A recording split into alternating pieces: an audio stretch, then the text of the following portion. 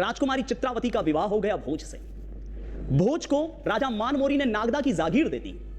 नागदा में रहते थे ना वे, आक्रमणकारियों का बहुत गजब का देश पर जबरदस्त तरीके से देश की दुर्गति कर रहे थे, लोगों को लूट रहे थे, यहां से लोगों का व्यापार करते थे, दास बनाकर बेच देते थे। जनता त्राही तराही कर रही थी और मानमोरी जैसा कमजोर और निर्दयी राजा जनता की सुनता नहीं था। अब जनता को उम्मीद थी भोज से।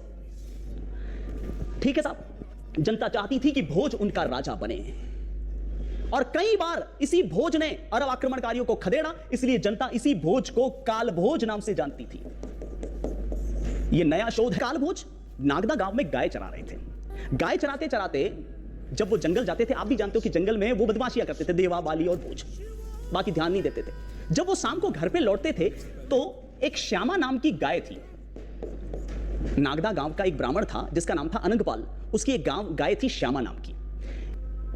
तो अनंगपाल और उसके छोटे छोटे बच्चों को लगता था कि ये भोज गदगाथी में हट्टा कट्टा, ये कालभोज 8 फीट लंबा है और 4.5 फीट चौड़ा है, सारा यही पी जाता है। जब भोज के ऊपर ये आरोप आया, उसने सोचा कि यार मैं दूध नहीं पीता, जाता कहां ये दूध, गलत बात है ये तो, मेरे ऊपर फालतू का आरोप। तो भोज ने एक दिन उस श्यामा गाय पर नजर रखी कि ये गाय आखिरकार दूध कहां निकालती है।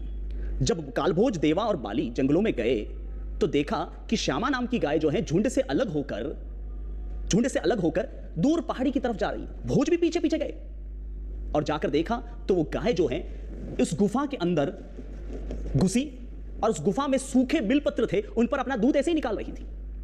भोज का दिमाग खराब कि यार कुछ गड़बड़ तो है। वो बिलपत्र सूखे वाले हटाएं तो नीचे एक स्वयंभू शिवलिंग दिखा।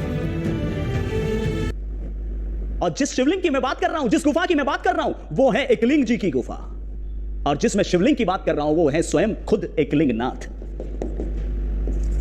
अब साथियों